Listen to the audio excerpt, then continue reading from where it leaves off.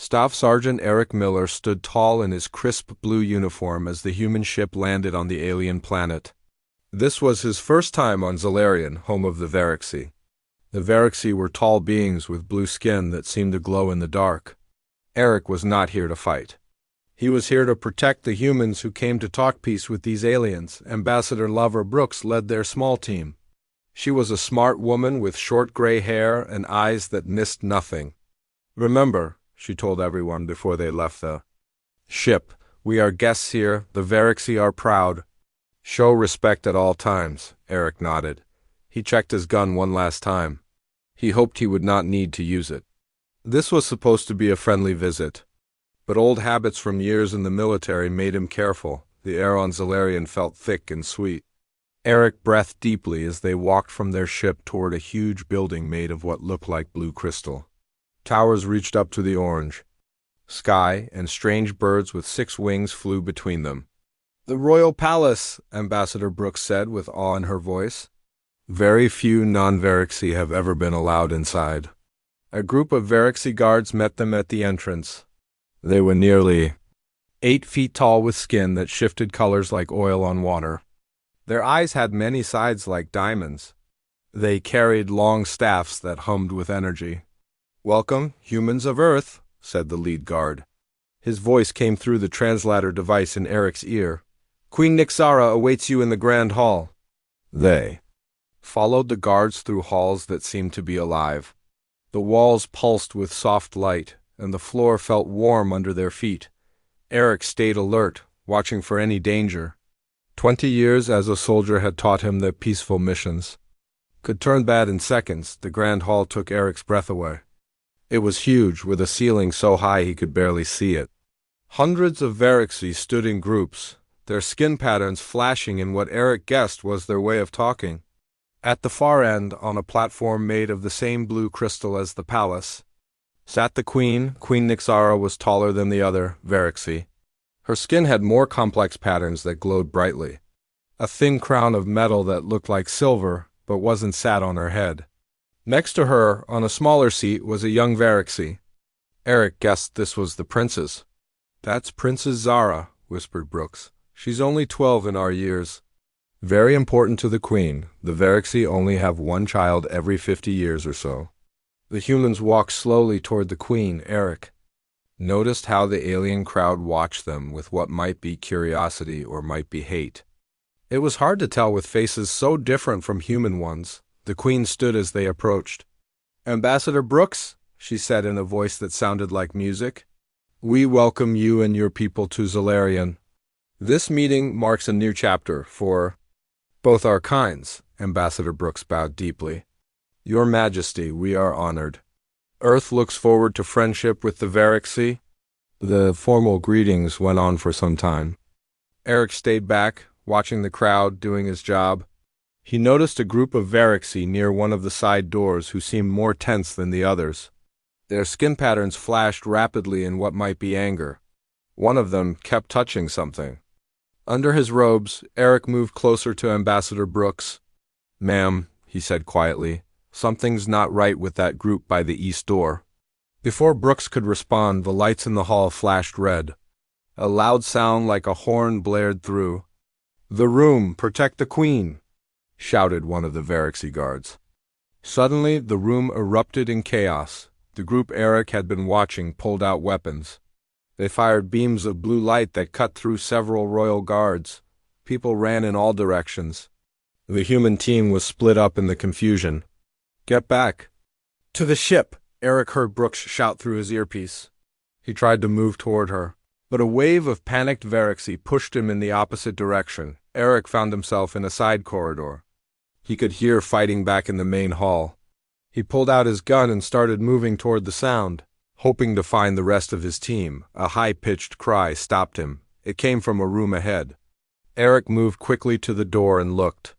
Inside, the room was some kind of study with strange objects that might be books. In the corner, hiding behind what looked like a desk, was Princess Zara. Her skin was pale blue with fear. 2 adult Verixi with weapons were moving toward her. "Come with us, Princess," one of them said. "Your mother's ways will destroy our people." We need you to help change her mind." "I want my mother," the young princess cried. Her translator made her voice sound very young and scared. Eric didn't stop to think. He stepped into the room and raised his gun. "Stop right there," he said firmly. The two Verixi turned in surprise. "A human," one hissed. "Kill it quickly."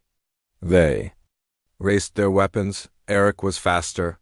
He fired twice, hitting the first attacker in the arm that held his weapon. The alien dropped to the floor in pain. The second one fired at Eric, but the beam went wide. Eric rolled to the side and fired again. This time, he hit the Verixi in the leg. Both attackers were down, but still alive. Eric kicked their weapons away and moved quickly to the princess.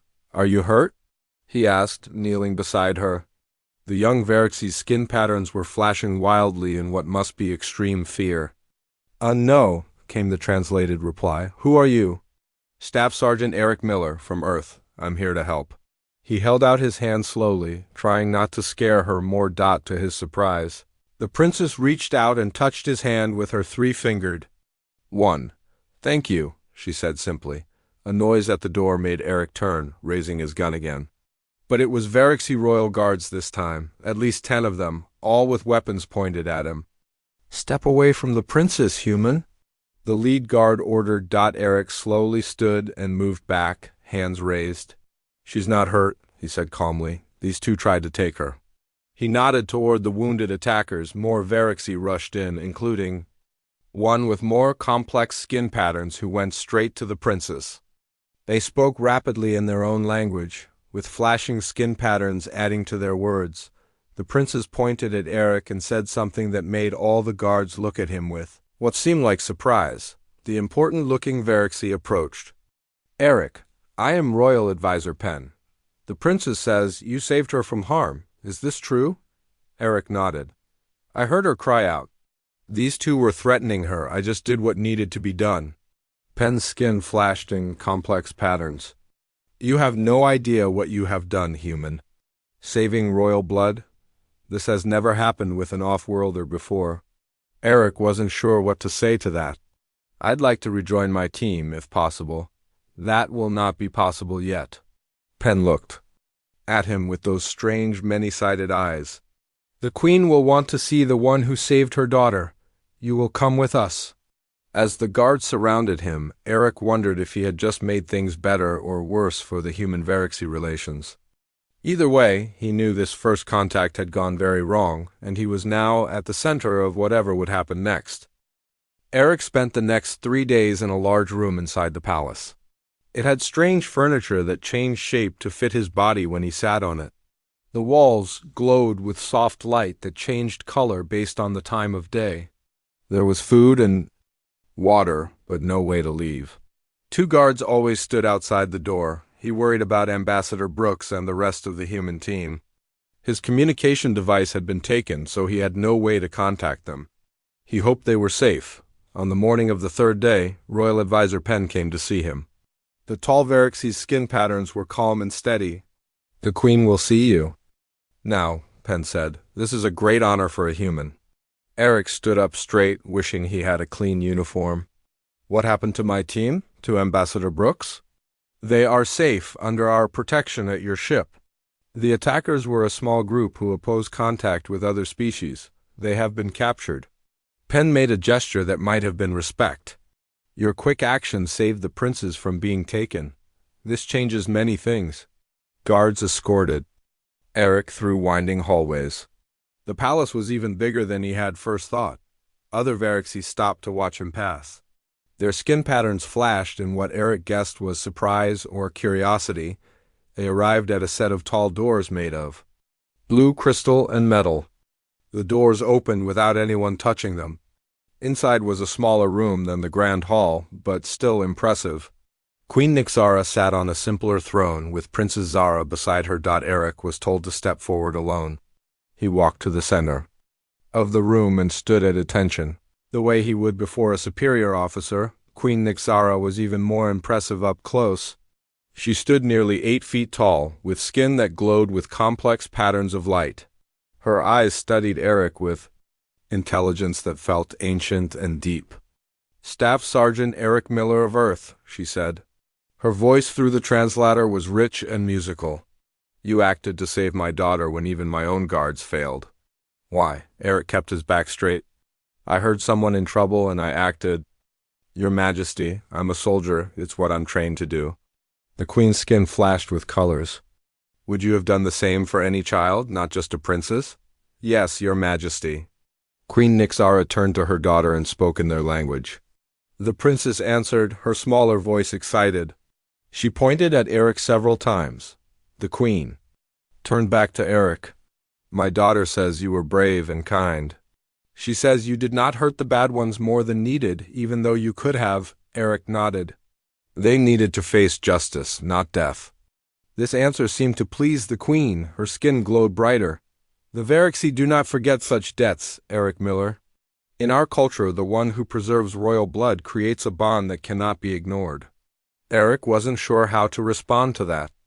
I'm happy I could help, Your Majesty. Our people have a saying, the Queen continued. One who preserves a future must be given one in return. Do you understand what this means? I'm sorry, Your Majesty, I don't.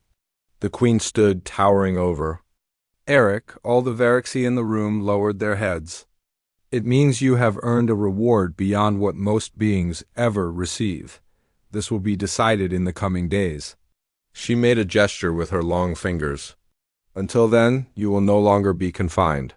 You may move freely within the inner palace. And gardens, my daughter has asked to show you our world. Princess Zara bounced slightly on her seat, clearly happy with this idea.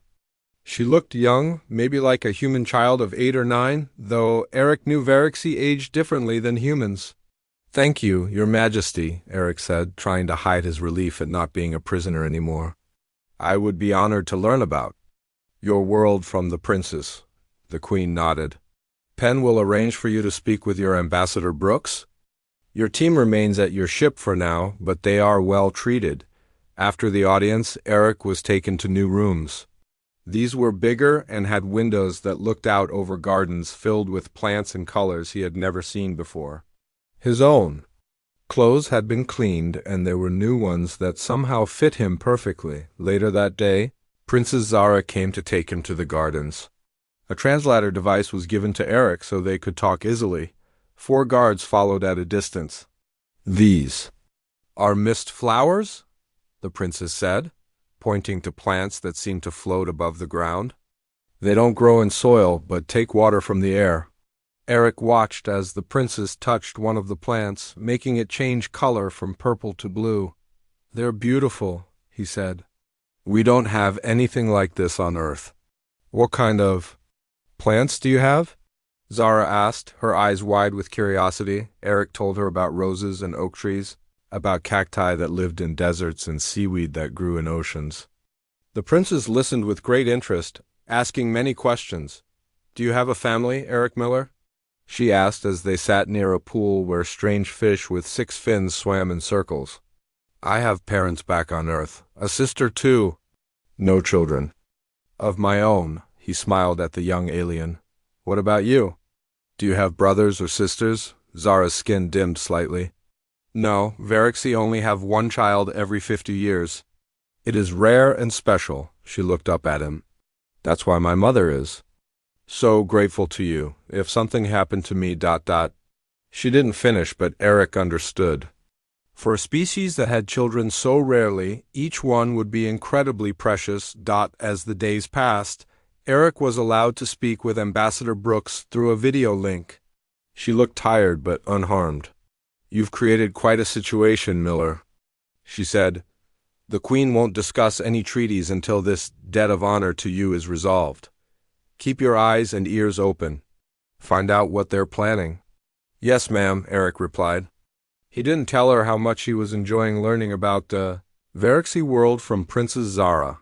The young alien's excitement about everything reminded him of his niece back on Earth. On the 7th day, a formal announcement was made. All humans and Verixi would gather in the Grand Hall the next morning. The Queen would reveal Eric's reward. That night, Eric couldn't sleep. He stood by the window, looking at Zolarian's 3 moons. Whatever happened tomorrow would change his life forever. He could feel it. He wondered what reward a queen of an advanced alien species could possibly give to a simple human soldier. And why did all the Verixi who heard about it look at him with what seemed like awe or pity? Morning would bring answers, but Eric wasn't sure he was ready for them. The grand hall was filled with both Verixi and humans. Eric stood in the center, wearing a new uniform the Verixi had made for him. It was similar to his Earth uniform, but had small blue lights running through the fabric. Ambassador Brooks and the human team were there too, standing to one side. They looked nervous. This was the first time Eric had seen them in person since the attack. Queen Nixara entered with Princess Zara. Everyone bowed low. Eric did the same, though he wasn't sure if he was doing it right. "Rise," the Queen said. Her voice filled the huge room. "Today we honor a debt that has never before been owed to an off-worlder." Eric felt hundreds of eyes on him. The Verixi Council members stood in a half-circle behind the Queen. Some looked happy, others clearly upset. Staff Sergeant Eric Miller. "Of Earth saved my daughter's life," the Queen continued. "By our oldest laws, he has earned the highest reward we can give." The Queen motioned for Eric to come closer. He walked forward until he stood directly before her. Up close, he could see that her skin patterns were moving faster than normal. Was she nervous too? "Eric Miller," she said, her voice softer now, "we offer you the position of Royal Guardian." A gasp went through the crowd. Even without understanding Verixi culture fully, Eric knew this was a big deal. "This role would make you the first human to become part of Verixi society," the Queen explained. "You would have honor, status, and access to our knowledge and technology." Eric bowed his head. "I'm honored, Your Majesty." "However," the Queen said, raising one long finger, "there are conditions." The room went very quiet. Eric could feel Ambassador Brooks watching him closely. "To accept this role, you must remain on Zalarian permanently," the Queen said. "You would undergo a series of treatments to help you live in our world. These would change your body in ways that would let you breathe our air more easily and live as long as we do." Eric tried to keep his face neutral, but inside he was shocked. "Live here forever? Be changed physically?" "Your Majesty," Ambassador Brooks stepped forward. "We appreciate this great honor, but Staff Sergeant Miller is a citizen of Earth. He has duties." "Family, I understand your concerns," the Queen interrupted. "But this is not a diplomatic matter. It is a sacred bond formed when royal blood is saved.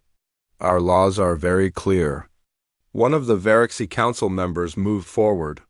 "My Queen, to offer this to a human goes against tradition. He cannot understand our ways." "He understood enough to save my child when others failed," the Queen answered sharply. The council member stepped back, his skin patterns showing embarrassment. Princess Zara moved to her mother's side and whispered something. The Queen nodded. "There is another factor," the Queen said. "When Eric saved my daughter, a rare connection formed between them. Princess Zara has had terrible dreams since the attack. Eric's presence is the only thing that brings her peace." Eric looked at the young princess with surprise. She gave him what might be a Verixi smile. "Is this true?" He asked her directly. Zara nodded. "The bad ones in my dreams go away when you are near. It is how our biology works sometimes, especially for children." "My mother's advisors say it is because you were brave for me when I was most afraid." Eric felt torn. He had grown fond of the princess during their time together, but to stay here forever, to be changed physically? Ambassador Brooks moved to his side. "Miller, we need to discuss this privately." This could be seen as the Verixi trying to gain an advantage over Earth by keeping one of our soldiers. A loud voice came from the back of the room. "The humans should leave. This honor belongs to Verixi only." It was one of the anti-human group. Though not part of the attackers who had been arrested, others joined in, their skin flashing angry patterns. Soon both sides were shouting. The guards moved closer to the Queen and Princess. "Enough!" The Queen's voice cut through the noise. "This is not a matter for public debate. Eric Miller has 3 days to consider his answer." She turned to Eric. "I understand this is a difficult choice. You would gain much but also lose much. Think carefully." The meeting ended with tension hanging in the air. Eric was taken to a private room with Ambassador Brooks and Captain Allen, the military leader of the human team. "This is a bad situation, Miller," Captain Allen said. "Military command wants you to decline politely and return to Earth immediately." "They're clearly trying to learn about human biology," Ambassador Brooks added. "These treatments they mentioned could be dangerous experiments." Eric sat down heavily. "But what about the princess?" "She says she needs me here," Captain Allen frowned. "That's emotional manipulation, Miller. They're using the child to pressure you." "With all due respect, sir, I don't think so," Eric said. "I've spent time with her. She's genuinely scared after the attack, and the Verixi don't seem to lie about their biology." Ambassador Brooks sighed. "Eric, I understand you formed a bond with the princess, but your duty is to Earth." Later that night, Eric couldn't sleep again. He paced in his room, thinking hard. Earth was his home. His family was there. His life was there. But something about this place had started to feel right, too. A soft knock at his door surprised him. It was Royal Advisor Penn. "The princess asks." "To see you," Penn said. "She is having the bad dreams again." Eric followed Penn to a small garden room where Princess Zara sat wrapped in a shimmering blanket. Her skin was pale, the patterns barely visible. "Eric," she said when she saw him, "I'm sorry to bother you." "It's no bother," he said, sitting beside her. "Bad dreams?" She nodded. "I see the bad ones taking me away. I call for my mother, but she can't hear me." Eric felt a tug at his heart. Child or alien, fear was the same everywhere. "What will you choose?"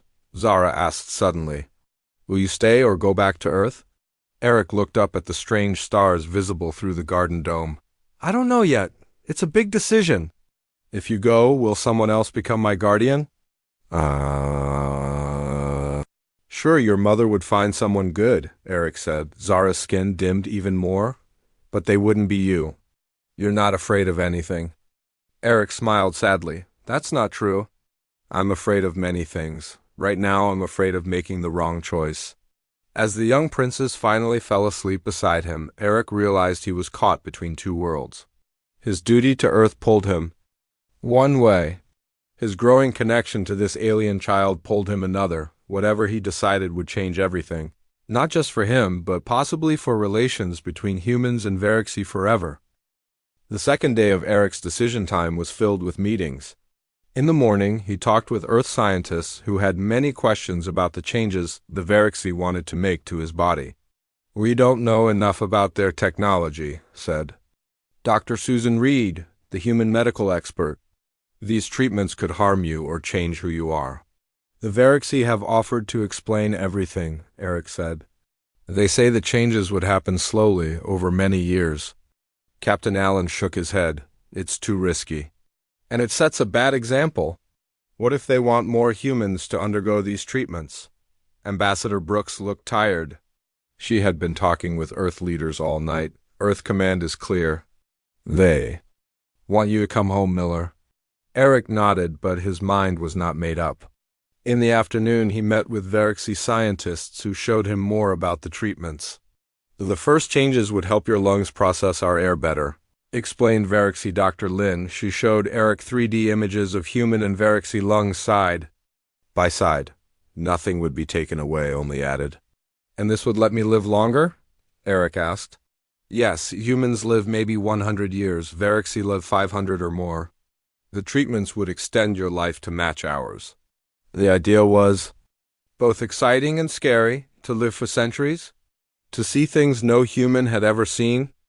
Later, Eric asked to see Princess Zara.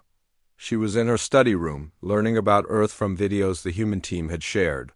"Earth has so much water," she said when she saw Eric. "And so many different animals. Would you like to visit someday?" Eric asked. Zara's skin brightened. "Could I? Would humans welcome me?" "I think they would," Eric said, sitting next to her.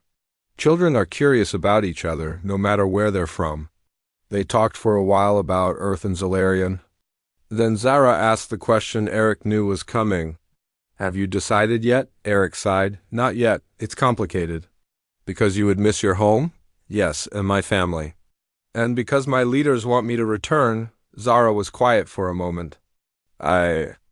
Would miss you too, but I want you to be happy. Her simple words touched Eric deeply. Here was this alien child, thinking about his happiness when her own safety might depend on his choice. That evening, a new idea came to Eric. He asked to meet with Queen Nixara privately. To his surprise, she agreed. The queen met him in a small room with walls that seemed made of living plants. She sat across from him at a low table. You have questions, Eric Miller? Yes, Your Majesty. I've been thinking about your offer and I have a different idea. The queen's skin patterns showed interest. Speak freely. What if I accepted the role of royal guardian but as a diplomatic position? I could be a bridge between our worlds, spending time on both Earth and Zalarian. The queen was silent, thinking, this has never been done before, I know. But it could benefit both our peoples. I could help humans understand the Verixie better and help the Verixie understand humans. And the treatments? The physical changes? We could do them gradually as I spend more time here. That way, Earth scientists could monitor my health and your scientists could adjust the process if needed. The queen's skin glowed brighter. You have wisdom, Eric Miller. This proposal shows respect for both our ways. Thank you, Your Majesty. I will consider this idea. It has merit, though some traditionalists will object. The next morning, the final day before Eric had to decide, news came that changed everything. One of the queen's advisors hurried to Eric's room. You must come quickly. There is trouble in the city. Eric followed the advisor to a command center deep in the palace. Screens showed crowds of Verixie in the streets. Some carried signs with human pictures crossed out. Anti-human protests, explained Royal Advisor Penn. A small group, but growing. They say the queen has gone too far by offering you the guardian position. Queen Nixara stood watching the screens, her skin patterns showing worry. She turned when Eric entered. I'm sorry you see our people like this, she said. Most Verixie welcome humans, but change is difficult for some. I understand, Eric said. We have similar problems on Earth. Ambassador Brooks arrived with Captain Allen. They looked at the screens with concern. This could turn dangerous, Captain Allen said. We should evacuate our people. That might make things worse, Eric said. It would look like we're running away. A new advisor rushed in. My queen! The protesters are marching toward the palace. Everyone watched as the crowd moved through the city streets. Royal guards formed lines to protect the palace. We must not let this become violent, the queen said. If Verixie blood is spilled because of human presence, it would destroy all we have worked for. Eric stepped forward. Your Majesty, I have an idea. Let me speak to them. You? Captain Allen looked shocked. That's not your job, Miller? With respect, sir, this situation exists because of me. Maybe I can help fix it.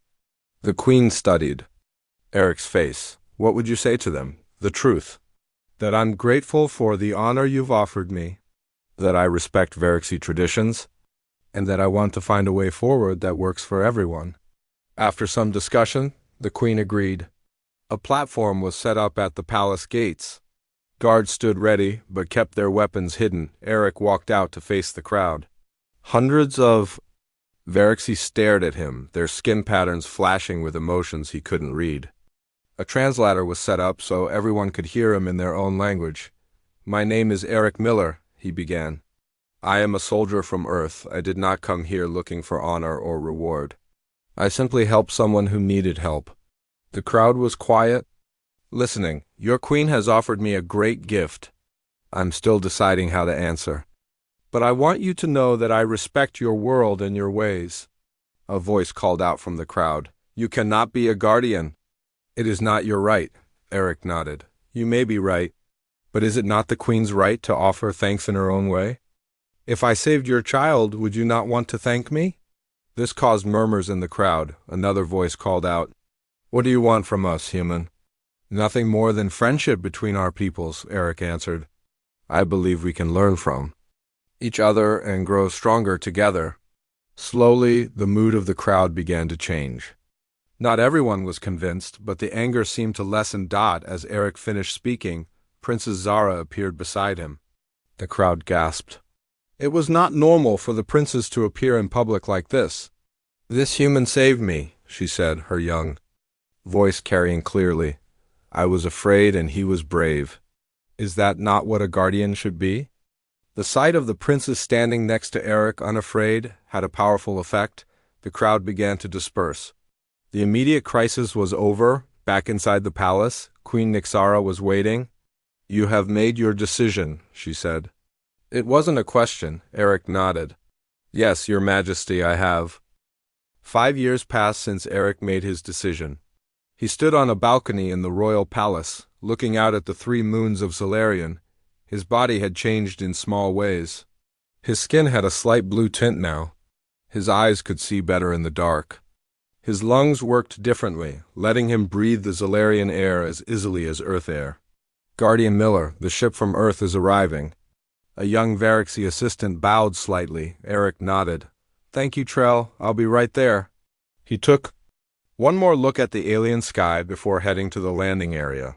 So much had changed in 5 years. His compromise had worked better than anyone expected. Eric spent 6 months on Solarian, then 3 months on Earth in a regular cycle. He had become a true bridge between the 2 worlds. On Earth, he taught people about Varaxy culture. On Solarian, he helped the aliens understand humans better. The Varaxy medical treatments happened slowly, giving his body time to adjust. Earth scientists monitored every change, learning much about Varaxy technology in the process. Princess Zara had grown taller in these 5 years. She was a teenager by Varaxy standards now. Her bad dreams had stopped after the first year. The bond between her and Eric remained strong, but it had changed into something like friendship or family. Eric reached the landing area. Just as the Earthship touched down, he smiled when he saw who stepped out first. "Dad," a human girl about 10 years old ran toward him. Eric knelt and caught her in a hug. "Abby, you've grown so much since last time." Behind Abby came Karen, Eric's ex-wife. Their marriage had ended before Eric's first mission to Solarian, but they had stayed friends. Now Karen ran a special program that brought Earth children to learn on Solarian. "How was the trip?" Eric asked as they walked back to the palace. "Long," Karen said with a smile, "but the kids slept most of the way." "They're excited to meet Princess Zara?" "She's excited too. She's prepared a whole tour for them. This visit was special. For the first time, a group of 20 Earth children would spend a month on Solarian learning alongside young Varaxy. It was a huge step forward in relations between the worlds. Inside the palace, Queen Nixara waited with Princess Zara and several young Varaxy. The Earth children looked nervous at first, especially when they saw how tall the Queen was. But Princess Zara stepped forward with a warm greeting. "Welcome to Solarian," she said in perfect English. She had learned the language from Eric. "We are so happy you are here." One by one, each Earth child was paired with a young Varaxy who would be their guide and friend. Abby was paired with Princess Zara herself, a special honor that made the girl's eyes widen. Later, after the children were settled in their rooms, Eric met with Queen Nixara in her private garden. "The exchange program is going well," the Queen said. "Your daughter seems happy to be here." "She is. She talks about Solarian all the time at home." Eric smiled. "Sometimes I think she's more comfortable here than I was at first." Children adapt quickly. It is their gift. The Queen's skin patterns showed happiness. "There is something I wish to discuss with you, Eric." "Of course, Your Majesty." "Our scientists have made a discovery. The treatments you have been receiving have had an unexpected effect. Your mind has developed a small ability to sense emotions like Varaxy can." Eric nodded slowly. "I've noticed something like that. Sometimes I can tell what people are feeling, even when they don't say anything. This is very rare. It has never happened with a human before." The Queen leaned closer. "There is an old Varaxy prophecy about an outsider who would bridge worlds and develop this gift." Eric felt uncomfortable. "I'm not sure I believe in prophecies, Your Majesty." "Nor did I. Until recently." The Queen's skin patterns became more serious. "There is something I have not told your people yet. Something we have been watching at the edge of our space. She showed Eric a 3D image of what looked like a massive machine floating in space. It was unlike any ship Eric had ever seen. "What is it?" he asked. "We don't know exactly. Our oldest records speak of something that comes every few thousand years. Something that threatens all advanced life." Eric studied the image carefully. "Why are you telling me this now?" "Because we believe your unique position, part human, part changed by Veraxy science, might help us understand this threat. Your mind works differently from ours. You see patterns we might miss." The Queen's next words shocked Eric. "We believe this is the real reason you were meant to save my daughter. Not just to create peace between our worlds, but to prepare us all for something much bigger." Eric wasn't sure what to say. The idea that his simple act of saving a child might have been part of some larger plan seemed crazy. Yet he couldn't deny the strange path his life had taken. "What do you need me to do?" he finally asked. "In 1 month, when the children return to Earth, we want you to go with them. But not just to Earth, we want you to visit the human colonies on Mars and the Moon as well.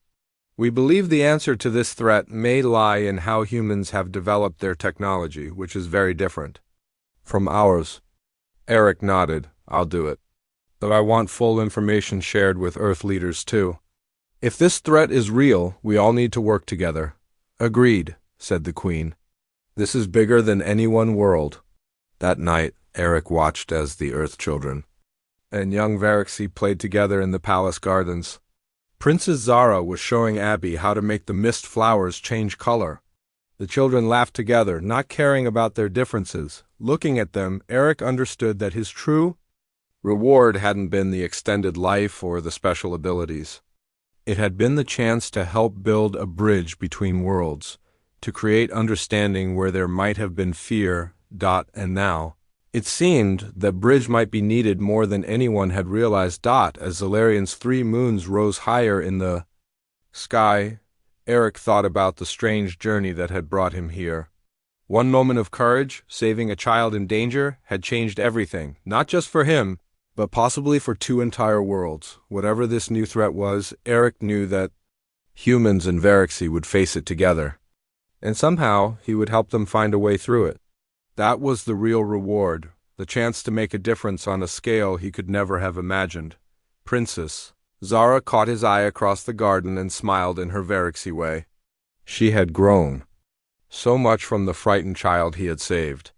Now she might be part of saving much more. Eric smiled back, ready for whatever came next. His journey, it seemed, was just beginning.